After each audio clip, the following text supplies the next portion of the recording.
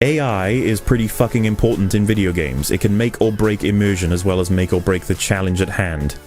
You need this shit to behave as expected, basically, and Dark Souls 2 has some incredibly interesting issues in this regard. This guy can't get me because he thinks he's behind the wall.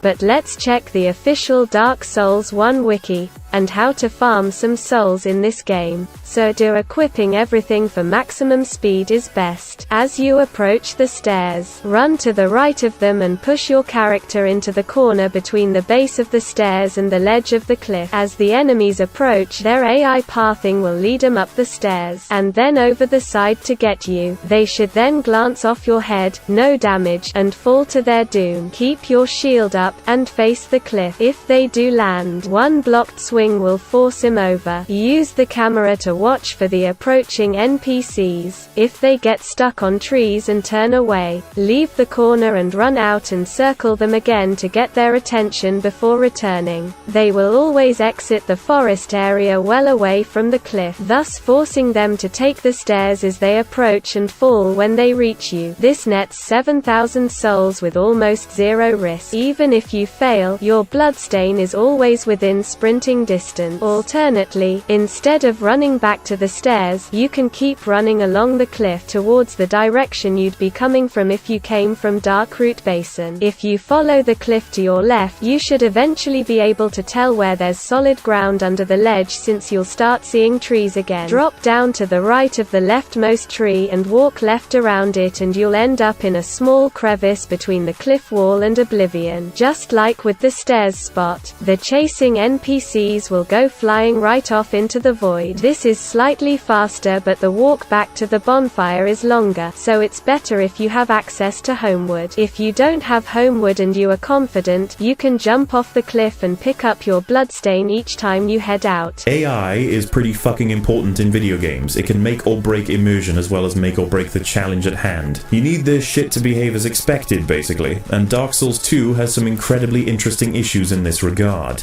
AI is pretty fucking important in video games. It can make or break immersion as well as make or break the challenge at hand. You need this shit to behave as expected, basically, and Dark Souls 2 has some incredibly interesting issues in this regard. NPCs will stand idle until the player intersects with range of their sensors, such as being able to see you but also being able to hear you, at which point they'll either attack at range or rush towards you to attack up close. They'll defend if they can, evade, and even possibly heal. If not, they'll simply absorb damage. Evasion and healing typically only occurs once the enemy has less than a third of health, and defense largely works okay, but it leaves them open to counterattack either by knocking their shields out of the way or by moving around to attack from behind. Most attack strategies are quite predictable too, even if there is some variability in which particular strategy will be picked. Ultimately, the non-player character AI of this game is, on the whole, rather dumb.